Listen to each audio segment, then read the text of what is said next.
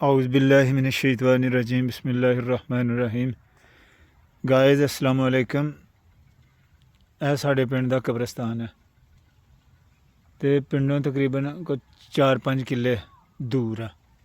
ਇਹ 1971 'ਚ ਗਾਲਬਨ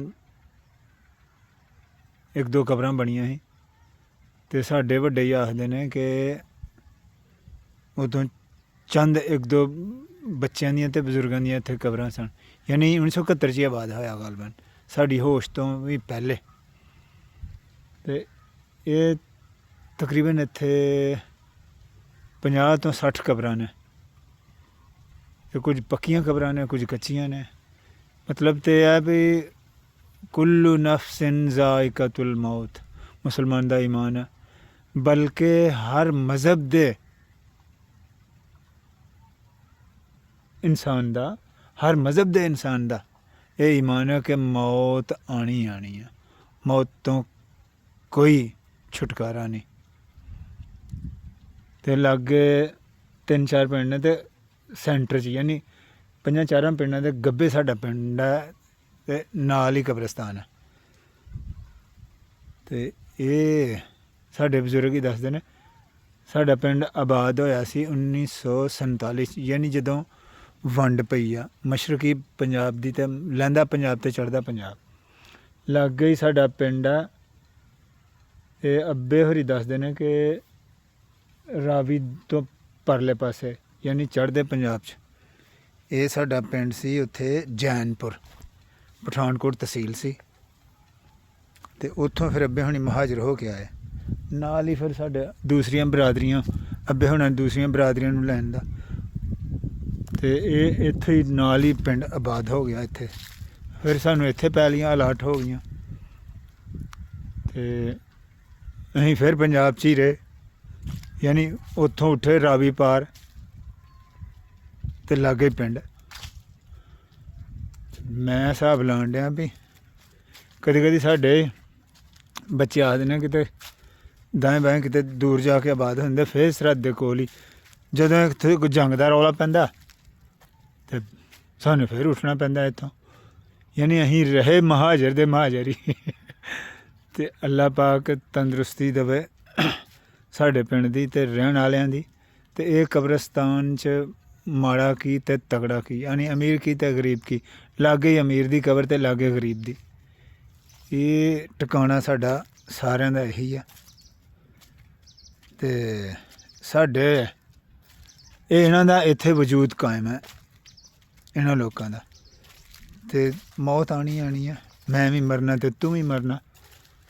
ਹਰ ਸ਼ੈ ਫਨਾ ਹੋਣ ਵਾਲੀ ਹੈ, ਇੱਕ ਸਿਰਫ ਇੱਕ ਅੱਲਾ ਦੀ ਜ਼ਾਤ ਜਿਹਨੇ ਹਮੇਸ਼ਾ ਵਾਸਤੇ ਰਹਿਣਾ।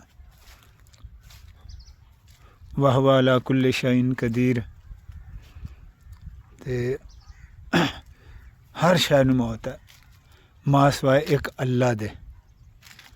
ਅਤੇ ਅੱਲਾ ਰੱਬੁਲ ਇੱਜ਼ਤ ਅੱਗੇ ਦੁਆ ਵਾ ਕਿ ਅੱਲਾ ਇਹਨਾਂ ਲੋਕਾਂ ਨੂੰ ਆਪਣੇ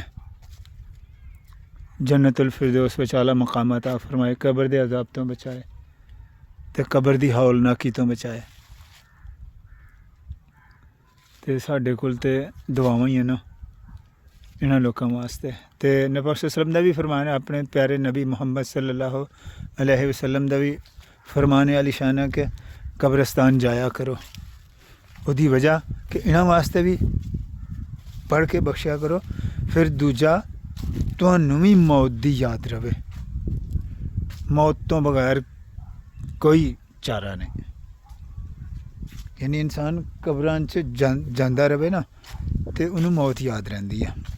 ਵਰਨਾ ਅਸੀਂ ਅਲਹਮਦੁਲਿਲਾ ਮੈਂ ਬਜ਼ਾਤੇ ਖੁਦ ਵੀ ਅਤੇ ਅਕਸਰ و بیشتر ਕਬਰਸਤਾਨ ਆਈਦਾ। ਐਸੇ ਕਬਰਸਤਾਨ ਫਾਤਿਹਾ ਵਾਸਤੇ, ਵਾਲਦੈਨ ਵਾਸਤੇ, ਆਪਣੇ ਵੱਡੇ ਚਾਚੇ ਤਾਏ ਬਜ਼ੁਰਗ ਉਹਨਾਂ ਵਾਸਤੇ, ਆਂਢੀ ਗੁਆਂਢੀ ਵਾਸਤੇ, ਸਾਰਿਆਂ ਵਾਸਤੇ ਦੁਆਵਾਂ ਕਰੀਦਾ। ਅਤੇ ਅੱਲਾ ਇਹਨਾਂ ਵਾਸਤੇ ਇਸ ਕਬਰ 'ਚ ਆਸਾਨੀਆਂ ਪੈਦਾ ਕਰੇ।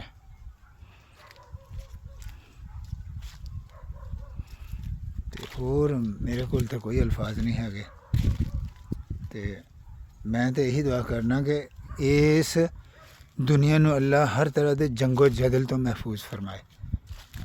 دنیا تے اتھے لڑ لڑ کے مک گئی، کچھ اپنی موت آ گئی، کچھ آپس سے گریبان ہو کے ایک دوسرے نو مار دیتا۔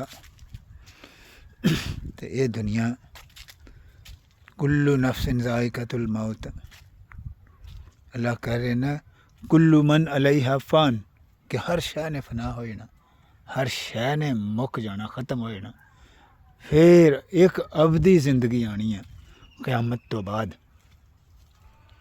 اتھے پھر اپنے اعمال تولے جانے نے۔ لاگے ساڈی پیلی ہے تے دوسرے ذمہ داراں دیاں لاگے پیلیاں نے، آباد علاقہ ساڈا ماشاءاللہ، برانی علاقہ تے بہترین ہریالی والا علاقہ ساڈا۔ تے سارے نو اپیل ہے کہ ایک دوسرے واسطے دعا کرو، ایک دوسرے واسطے خیر پیدا کرو، جڑا ایک دوسرے واسطے خیر پیدا کرے گا اللہ او دے واسطے آسان رستے بنا دے گا، او دے واسطے خیر پیدا کر دے گا اللہ رب العزت۔ جزاک اللہ، فی امان اللہ۔